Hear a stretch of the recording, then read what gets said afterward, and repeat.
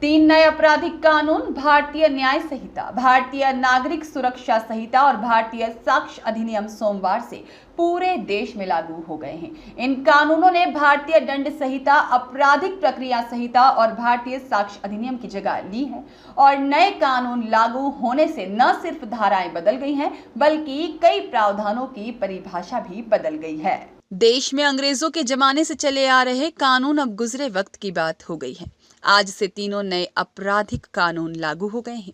भारतीय न्याय संहिता, भारतीय नागरिक सुरक्षा संहिता, भारतीय साक्ष्य अधिनियम ने आईपीसी 1860, सीआरपीसी 1973 और एविडेंस एक्ट 1872 की जगह ली है। आज से नए कानून के तहत ही केस दर्ज होने लगे हैं। धाराएं भी बदल गई हैं। भारतीय न्याय संहिता बीएनएस में कुल 358 धाराएं हैं। पहले आईपीसी में 511 धाराएं थीं। बीएनएस में 20 नए अपराध शामिल किए गए हैं। 33 अपराधों में सजा की अवधि बढ़ा दी गई है और 23 अपराधों में अनिवार्य न्यूनतम सजा का प्रावधान है। 83 अपराधों में जुर्माने की राशि बढ़ा दी गई है। 6 अपराधों में सामुदायिक सेवा का प्रावधान किया गया है और अधिनियम में 19 धाराएं निरस्त या हटा दी गई हैं। 8 नई धाराएं जोड़ी गई हैं।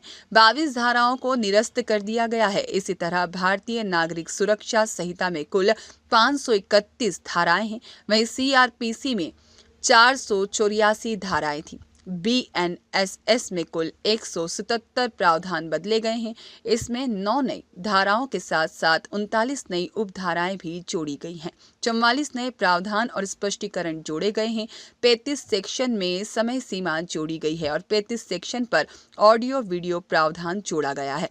कुल 14 धाराएं निरस्त और हटा दी गई हैं।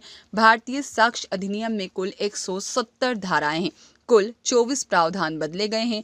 2 नई धाराएं और 6 उपधाराएं जोड़ी गई हैं। 6 प्रावधान निरस्त कर दिए गए हैं या फिर उन्हें हटा दिया गया है। नए कानून में छीना झपटी से जुड़े मामले में भारतीय न्याय संहिता की धारा 302 के तहत केस दर्ज होगा। पहले आईपीसी में धारा 302 में हत्या से जुड़े मामले का प्रावधान था। इसी तरह गैर कानूनी रूप से एकत्र होने पर भारतीय दंड संहिता की धारा 144 लगाई जाती है। अब इसे धारा 187 कहा जाएगा। आईपीसी में मॉब लिंचिंग का जिक्र नहीं था। अब इस अपराध के लिए उम्र कैद से लेकर मौत तक की सजा हो सकती है। इसे बीएनएस को धारा 103(2) में परिभाषित किया गया है। ब्यूरो रिपोर्ट, सत्याग्रह न्यूज, मध्य प्रदेश।